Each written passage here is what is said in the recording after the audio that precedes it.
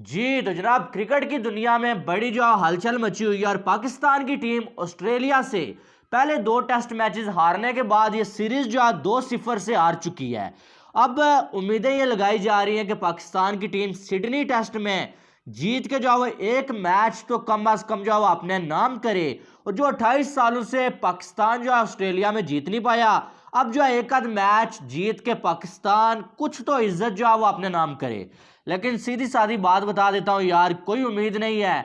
अगर पाकिस्तान को जीतना ही होता ना, जीतने का सबसे जो बड़ा चांस था पाकिस्तान के पास वो ये लास्ट मैच में था, जहां पर आपके हाथ में 5 विकेटें बाकी थी और टोटल 100 रन जो है वो आपको करने थे। और आप वहां पर जो घटिया तरीन आपने बैटिंग की और वो मैच आप हार गए। अब ऐसा मौका शायद अगले 5-6 सालों में भी आपको ना मिले। तो अब सिडनी टेस्ट में टू बी ऑनेस्ट मुझे तो कोई उम्मीद नहीं है, खास करके इस टीम से मुझे कोई उम्मीद नहीं है, ठीक है। और मेरी जो प्रिडिक्शन है वो 3-0 ही है भाई साहब। ये मैच भी ऑस्ट्रेलिया जीतने वाला है। वैसे मेरा दिल चाह रहा है कि पाकिस्तान जीते, लेकिन हालात नहीं लग रहे हैं, तो मैं किस लिए आपको आके झूठ बोलूं कि यार मुझे लग रहा है कि ये मैच पाकिस्तान जीतेगा। मुझे ऐसा लग रहा है कि 3-0 होने वाला है, ठीक है। लेकिन ये 3-0 होने वाला क्यों है, यहां तक पहुंचाने वाले कौन से लोग हैं, और जो लोग इस टीम को यहां तक पहुंचाने वाले हैं उन्होंने तो आजकल जो है बकवासियात की सारी हदें पार कर दी हैं भाई। मोहम्मद हफीज, आपको मालूम है मैंने जो लास्ट वीडियो बनाई थी, कल मैं आ नहीं सका लेकिन परसों जो वीडियो बनाई थी उसमें आपको बताया था कि मोहम्मद हफीज साहब ने ये बोला है कि बेशक हम मैच हार गए लेकिन इस टीम की जो परफॉर्मेंस है उस पर हमें जो है वो प्राउड फील होता है। यानी कि घंटा प्राउड फील हो रहा है आपको। मैच आप हार गए, बुरी तरह से जलील हुए, 18 रन के अंदर जो है वो आपकी 5 विकेटें गिर गई, और आप प्राउड किस वजह से फील कर रहे हैं? वो मैंने सवाल परसों भी पूछा था, आज भी पूछ रहा हूं। मुझे समझ नहीं आई है कि कोई बंदा इस तरह की बात इस लेवल पे आके कैसे कर सकता है। अब मोहम्मद हफीज ने साथ में ये भी बोला था कि बाकी टीम से अच्छा हम खेलें। अब उस चीज को ऑस्ट्रेलिया वालों ने अपने ऊपर भी ले लिया। कुछ लोगों ने ये बोला कि हफीज ने ऑस्ट्रेलिया वालों के लिए बोला कि अदर टीम यानी कि हम ऑस्ट्रेलिया से अच्छा खेले, और कुछ लोग इसको कह रहे हैं कि जो मोहम्मद हफीज है उन्होंने इंडिया की टीम को ट्रोल करने की कोशिश की है कि भाईजान इंडिया की टीम जो है एक इनिंग से हार गई है तो हमने तो कम अज कम फाइट की है। हफीज ने यह कहने की कोशिश की है। अब इसमें पैट कमिंस ने जवाब दिया भाई कि अच्छा बुरा क्या है भाई, जो टीम जीत गई है वो अच्छा खेली है तभी जीती है, आप अच्छा नहीं खेले हैं तभी आप हारे हैं। बात सीधी साधी है, उसने बात ठीक ही बोली है। दूसरी बात, अगर हफीज इंडिया को ट्रोल कर रहे हैं भाई तो भाई साहब ये बनता ही नहीं है। ये वही ऑस्ट्रेलिया है जिससे आप 28 सालों में जीत ही नहीं पाए, और इंडिया ने ऑस्ट्रेलिया को ऑस्ट्रेलिया में जाके फेंटा लगाया हुआ है, और ऑस्ट्रेलिया हमारे घर में आके हमें मार के चला जाता है, और इंडिया ऑस्ट्रेलिया को इंडिया में भी नहीं जीतने देता है। लास्ट वो गैबा वाली शिकस्त आपको याद होगी, जब एक ही दिन के अंदर 300 रन जो है ऋषभ पंत ने चेस कर दिए थे, और वहां पर आपको भी कल चेस करने थे। आपको तो 2 दिन के अंदर जो है 300 रन चेस करने थे, पूरी 10 विकेटें आपके पास मौजूद थी, और वहां पर तो जो है वो एक ही दिन के अंदर 300 रन जो है इंडिया ने चेस कर दिए थे। तो ये हमारे यहाँ चलता है, हमारे यहाँ चलता है। रमेश राजा पीसीबी के चेयरमैन थे, पाकिस्तान हार रहा होता था, रमेश राजा इंडिया कार्ड खेलते थे, और जी $1 बिलियन वाली इंडिया की टीम से हम आगे निकल चुके हैं भाई, इंडिया पीछे रह गया भाई, पता नहीं क्या क्या रमेश राजा जो आप बातें कर रहे होते थे, ठीक है। तो वो भी इंडिया कार्ड खेलते थे। और अब मोहम्मद हफीज की भी यही चीज है, यानी कि जो आता है, मिकी आर्थर आया भाई, उसने भी वही काम किया कि भाई साहब दिल दिल पाकिस्तान नहीं चला, पता नहीं क्या क्या बकवास किस्म की बातें। हफीज आए तो हफीज साहब कह रहे हैं कि भाई प्राउड फील हो रहा है। तो यार मुझे समझ नहीं आ रही है कि हफीज की जो अक्ल है ना वो कहां पर है, यानी कि प्राउड किस चीज का फील कर रहे हो भाई, मुझे ये समझ नहीं आ रही है। फिर जो हफीज साहब कह रहे हैं कि दूसरी टीमों से हम अच्छा खेले हैं। मोहम्मद रिजवान के कंट्रोवर्शियल आउट को लेके वो भी जो है बहानों में जो है इन्होंने रख दिया भाई अंपायरिंग अच्छी नहीं हुई है, हालांकि रूल्स के मुताबिक वो जो आउट लगता है। अब यानी कि बहाने बनाने से अच्छा है कि आप ये बताओ कि आपकी टीम कर क्या रही है, आप क्या कोचिंग कर रहे हैं टीम की।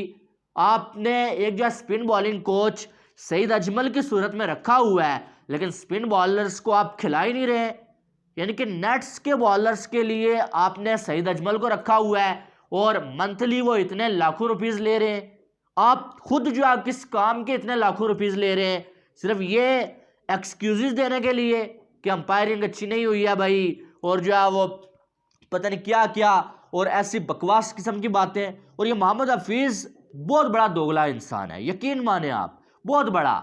ये वही मोहम्मद हफीज़ आज तो ये कहते हैं ना जी कि खिलाड़ियों को एनओसी नहीं जारी करेंगे जो लीग्स खेलते हैं, पाकिस्तान के लिए इनकार कर रहे हैं भाई, ये कर रहे हैं वो कर रहे हैं। ये वही मोहम्मद हफीज़ है। कोविड का जो दौर था ना भाई, तो मोहम्मद हफीज़ जो है लीग खेलने गए हुए थे और वहाँ पर जो है वो मोहम्मद हफीज़ ने बहुत इनको जो है एनओसी नहीं जारी किया जा रहा था और मोहम्मद हफीज़ ने बड़ा रोला डाला हुआ था भाई साहब कि पीसीबी ने मेरे साथ ये कर दिया वो कर दिया। और मोहम्मद हफीज़ ने उसके बाद ही रिटायरमेंट का ऐलान भी कर दिया था।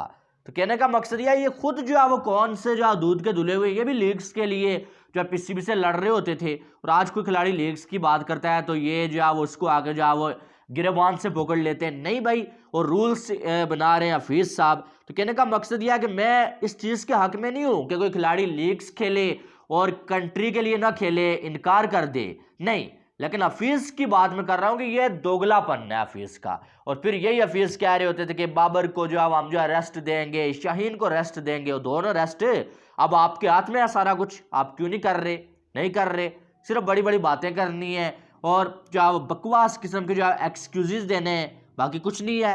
बाबर आजम अच्छा खेल रहा है, उसकी बड़ी इनिंग्स आने वाली है भाई, और वो जो जैसे नेट्स में खेलता है ऐसे लगता है कि अब जो है वो बड़ी इनिंग्स आएगी। यानी कि यार आप कोच हो टीम के, आप एक नकली कोच हो, हमें मालूम है आपने कोई कोर्स नहीं किया हुआ है, लेकिन कम से कम आप कोच हो यार। आप ऐसी बकवास किस्म की बातें करोगे तो क्या मैसेज जाएगा? अभी इमामुल हक ड्रॉप होने लगा है भाई, हमें मालूम है उसको ड्रॉप करना चाहिए, साइम अय्यूब को खिलाना चाहिए, लेकिन अगर इमाम ही ड्रॉप हो रहा है तो बाकियों ने क्या तीर मारे हुए हैं यार? बाबर क्या कर रहा है, साउथ शकील क्या कर रहा है, बाकी क्या कर रहे हैं? उन्होंने भी 4-4 5-5 इनिंग्स लास्ट खेली है, कौन से तीर मारे हुए हैं? एक उसके शान मसूद के अलावा कोई तो परफॉर्म कर ही नहीं रहा है। शान मसूद भी कोई बड़ी इनिंग्स नहीं खेल रहा है, लेकिन कम से कम इतनी खेल रहा है कि लग रहा है भाई कि ये जो है वो डोमिनेट करता हुआ नजर आ रहा है। लेकिन बाकी क्या कर रहे हैं? बाबर आजम आप देखें कि बाबर आजम आजकल बड़ा ट्रेंडिंग में चलते हैं भाई कि बाबर की फॉर्म नहीं है, फॉर्म नहीं है। बात तो सही है, बाबर आजम ने 2023 में क्या किया है, 22 में फिर भी बाबर अच्छा खेला है। 22 में अगर देखा जाए तो 9 मैचेस में 1184 रन है भाई, 70 की एवरेज है जनाब की, 196 बेस्ट है। लेकिन जो 2023 में क्या किया, ना 50 ना सेंचुरी, कुछ भी नहीं है। 9 इनिंग्स में जो है वो इसने 5 मैचेस की 22 की एवरेज है, कोई 50 नहीं, कोई सेंचुरी नहीं। और अगर देखा जाए तो बिल्कुल ही जो है वो बाबर आजम ऐसा लगता है कि बैटिंग करना भूल गए हैं या पता नहीं क्या मसला है, समझ नहीं आ रही है। लेकिन बात वही है कि सेना में बाबर आजम की परफॉर्मेंस नहीं है। पाकिस्तान के जो ट्रैक्स हैं तो वहाँ पर तो बाबर आजम ने किया हुआ है। आप देखें कि 2023-22 के बाद आप देखें कि 22 में भी और बाद भी 38 इनिंग्स है भाई साहब बाबर आजम की, 968 रन है भाई, एवरेज टोटल 25 की है। सेना की बात कर रहा हूँ मैं, न्यूजीलैंड, इंग्लैंड और ऑस्ट्रेलिया वगैरह में। और पाकिस्तान में अगर देखा जाए तो भाई 6 सेंचुरियाँ हैं जनाब की और 56 की एवरेज है। तो इसका मतलब यह है कि फॉर्म नहीं गई हुई है, बल्कि मछली को पानी से बाहर आपने रखा हुआ है। कहने का मकसद यह है कि मछली को पानी से बाहर रखा हुआ है आपने, पाकिस्तान से बाहर खिला रहे हैं बाबर आजम को, सेना में खेल रहे हैं। वहाँ पर तो पहले भी कोई परफॉर्मेंस नहीं थी बाबर की, अब भी नहीं है। अगर पाकिस्तान में होते तो शायद 1-2 सेंचुरीज यहाँ पर भी आ जाती। तो बाबर को कब जो है आप रेस्ट देंगे, ये भी बड़ा सवाल है। और क्या इतनी जुर्रत है किसी में कि बाबर आजम को रेस्ट दे सके कि यार आप भी बैठ जाओ, आपकी भी परफॉर्मेंस नहीं है, आप भी जैसे सरफराज अहमद था डोमेस्टिक खेला जाके इतने साल परफॉर्म करके वापस आया था ना, और भी लड़के डोमेस्टिक खेल रहे हैं, परफॉर्म कर रहे हैं, तब भी वापस आएंगे। क्या आप बड़ा नाम देख के आप बाबर को ये नहीं कह सकते कि आप भी जाएं डोमेस्टिक खेलें, जब आप परफॉर्म करेंगे मेहनत करके वापस आए? ना कि जो है यहाँ पर आप जो है वो आपके फेलियर को हम देखते रहें 8-10-15 इनिंग्स में आप फेल हो जाएं, पाकिस्तान 8-10 बार जो है मैच हार जाए, उसके बाद आपकी 1 सेंचुरी आ जाए तो बस जी बाबर की वापसी हो गई है। ऐसा नहीं होता है, आपको जाके परफॉर्म करना पड़ेगा, मेहनत करके वापस आना पड़ेगा आपको, तभी मानेंगे कि भाई दोगलापन नहीं है यहाँ पर। नहीं तो अगर इमाम ड्रॉप हो सकता है, सरफराज हो सकता है, बाबर भी हो सकते हैं, क्योंकि ये तो पाकिस्तान की टीम है ना, सारा कुछ परफॉर्मेंस पे चलता है। अगर परफॉर्मेंस नहीं है तो क्या छोले बेचने के लिए टीम में है बंदा? किस लिए है फिर? सोचने वाली बात है। बहरहाल कोई लिहाज नहीं है भाई, अगर परफॉर्म करता है बंदा टीम में रहना चाहिए। चले 1-2-3 बाबर की इतनी परफॉर्मेंसेस हैं पास्ट में कि आप जो 4-5 मौके दे सकते हैं, लेकिन अगर पूरे साल में एक भी 50 एक भी सेंचुरी नहीं आ रही है, चलें ये सिडनी टेस्ट भी दे दें। सिडनी टेस्ट में भी जाओ, अगर बाबर आजम बड़ी इनिंग्स नहीं खेल पाते, एक 50 तक नहीं बना पाते, तो बाबर की फिर टीम में जगह नहीं बनती है भाई। फिर बाबर को डोमेस्टिक में जाके परफॉर्म करके वापस आना पड़ेगा, तभी हम मानेंगे कि वाकई में यार जो है वो यहाँ पर जो है वो डबल स्टैंडर्ड्स नहीं है। आप जो है इंसाफ कर रहे हैं, सबके साथ एक जैसे हैं आप, कोई कराची लाहौर नहीं चल रहा यहाँ पर, वो चीज़ देखने वाली है। बहरहाल अब देखते हैं कि सिडनी टेस्ट में क्या होता है। उम्मीद पे दुनिया कायम है भाई, उम्मीद ही लगा सकते हैं, लेकिन यकीन मुझे कोई उम्मीद नहीं है भाई, बाकी लोगों को होगी, मुझे नहीं उम्मीद है। मैं यही सोच रहा हूँ और मुझे यही समझ आ रही है कि 3-0 होने वाला है, बात सीधी सादी है भाई। तो दूसरी साइड अगर देखा जाए तो इंडिया की जो वुमेन्स है भाई, उनको जो है वो कल शिकस्त हुई है। अगर देखा जाए तो ऑस्ट्रेलिया की जो है वो लड़कियों ने जो है वो बड़ा कमाल का खेला है, लेकिन फाइट इंडिया की वुमेन्स ने भी की है, और जो है वो मैच देखते हुए मज़ा आ रहा था। लेकिन यार बदकिस्मती है, ये बदकिस्मती है कि 40 बॉलों पे जो है वो आपको इतने ही रन्स चाहिए, 18-20 बॉलों पे उतने ही रन्स चाहिए, उसके बाद आप वो मैच हार जाएं। उन्होंने जो है वो 258 बनाए हुए थे, दीप्ति शर्मा ने 5 खिलाड़ियों को विकेटें ली हुई थी, और इंडियन वुमेन्स की बात करें तो 8 विकेटों के नुकसान पे 255 रन इन्होंने बनाए। और बुरा लग रहा है यार ऋचा घोष के लिए, 96 रन, 117 बॉलें, 13 चौके, सेंचुरी होनी थी यार, हो जानी चाहिए थी इसकी। बाकी किसी ने इतना कुछ खास नहीं किया। जमाइमा ने 44 बनाए, दीप्ति जो है 24 पे नॉट आउट रही, लेकिन इनके हाथ में था ये मैच नहीं जितवा भाई। बॉलिंग तो अच्छी की है, लेकिन जो है वो यहाँ से जीतना बनता था, यहाँ से हारना बनता नहीं था मैच, क्योंकि आप जो बड़े करीब आ गए थे, रन बॉल आपको चाहिए थे यार, और आपने जो है विकेटें दे दी और मैच जो है हाथ से निकल गया। बहरहाल ऋचा घोष की बैटिंग देख के बड़ा अच्छा लगा, बड़ा कमाल का खेली है, और जो है वो 96 रन, 13 चौके लगाए, 82 का स्ट्राइक रेट। बदकिस्मती के साथ जो है 4 रन ये पीछे रह गई हैं अपनी सेंचुरी से।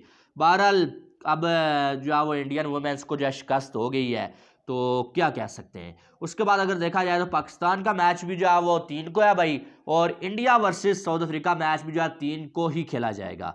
तो इंडिया की टीम में भी जो है तब्दीलियां 1-2 आपको देखने को मिल सकती हैं, खास करके आपको आवेश खान की वापसी जो है नज़र आएगी टीम में, और प्रसिद्ध कृष्णा जो है शायद आपको इस मैच में बाहर बैठते हुए नजर आए। और इंडिया ने भी कोई बहुत अच्छा नहीं खेला है, सीधी सादी बात है, ठीक है। इंडिया की टीम को भी जो है एक बहुत बड़ी और बुरी शिकस्त हुई थी। जब आपको एक इनिंग्स से शिकस्त होती है ना, वो बुरी शिकस्त होती है। तो देखते हैं कि इंडिया क्या नेक्स्ट मैच में कम बैक कर पाएगा या नहीं कम बैक कर पाएगा। बहरहाल आपकी क्या राय है इसके हवाले से, वो आपने कमेंट बॉक्स में बताना है। बाकी वीडियो को लाइक करें, चैनल को सब्सक्राइब करें, ताकि आने वाली तमाम अपडेट्स आपको बर वक्त मिल सकें। मिलते हैं नेक्स्ट वीडियो में, अपना बहुत सारा ख्याल रखिएगा। लव यू ऑल, अल्लाह हाफिज़।